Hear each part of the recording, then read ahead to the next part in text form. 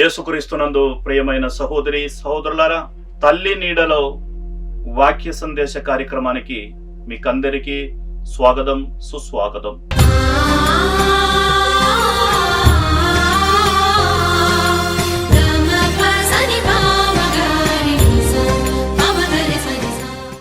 యేసుక్రీస్తునందు మిక్కిలి ప్రియమైన సహోదరి సహోదరులారా, మన మరియ భక్తికి పవిత్ర గ్రంథానికి మధ్య ఉన్నటువంటి అనుబంధాన్ని మనం పరిశీలిస్తూ ఉన్నాం.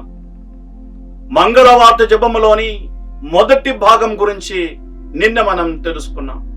ఈరోజు రెండో భాగం గురించి మనం ధ్యానించుకుందాం.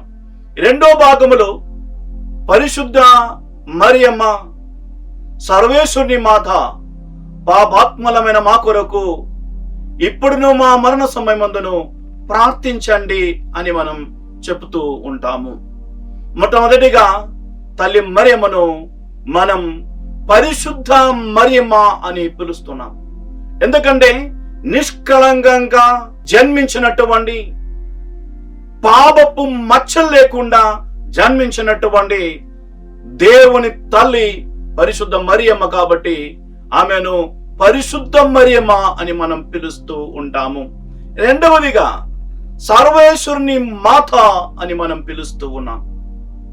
లూకా సువార్త 1వ అధ్యాయం 43వ వాక్యములో తల్లి మరియమ్మను చూసి గొప్ప ఆశ్చర్యముతో ఎలిజబెత్ అమ్మ చెప్పింది, నా ప్రభువు తల్లి నా దగ్గరికి రావడానికి నాకు ఎలా అదృష్టము కలిగింది. నా ప్రభువు తల్లి అని మరియమ్మను ఉద్దేశించి ఎలిజబెత్ అమ్మ చెబుతుంది. అది దేవుని వాక్యమే. లూకా సువార్త 1వ అధ్యాయం 43వ వాక్యము. ఆ వాక్యాన్ని ఆధారం చేసుకుని సర్వేశ్వరుని మాత అని మనం తల్లి మరియమ్మను పిలుస్తూ ఉంటాము. ఆ తరువాత మనం చెప్పే విషయం ఏమిటి? పాపాత్మలమైన మా కొరకు ప్రార్థించండి.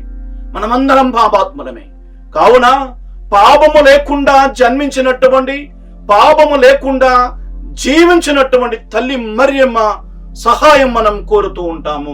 ఆమె మన కోసం ప్రార్థిస్తే తప్పకుండా యేసు ప్రభువు ఆ ప్రార్థనను ఆలగిస్తారు. కానా పలలో తల్లి మరియమ్మ ప్రార్థించినప్పుడు యేసు ప్రభువు ఆ ప్రార్థనను మన్నించి ఆ కుటుంబానికి సహాయం చేశారు. ఈ రోజుల్లో మనం ప్రార్థన చేసేటప్పుడు మన కోసం తల్లి మరియమ్మ తప్పకుండా ప్రార్థిస్తూ ఉంటుంది. ఆమె ప్రార్థిస్తే యేసు ప్రభువు తప్పకుండా మనకు సహాయం చేస్తారు. ఎందుకంటే మామూలుగా మనం అంటూ ఉంటాము, ఢిల్లీకి రాజు అయిన తల్లికి కొడుకే. యేసు ప్రభువు అందరికి రక్షకుడే, తల్లి మరియమ్మకు కూడా రక్షకుడే. కానీ తల్లి మరియమ్మకు యేసు ప్రభువు తన ముద్దు బిడ్డ, తన పేగున పుట్టినటువంటి తన కుమారుడు. కాబట్టి తల్లి మరియమ్మకు యేసు ప్రభువుతో ఒక ప్రత్యేకమైన అనుబంధం ఉన్నది.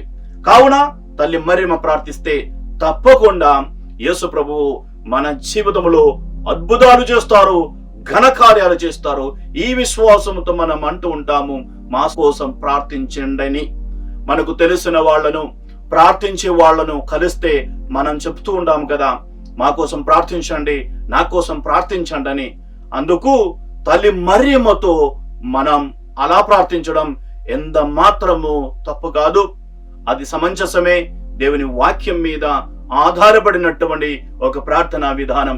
కావున మనమందరం తల్లి మరియమ్మను గౌరవించి ప్రార్థించి దేవుని ఆశీర్వాదం పొందడానికి ప్రయత్నిద్దాం. దేవుడు మనలను ధారాళంగా దీవించునుగాక.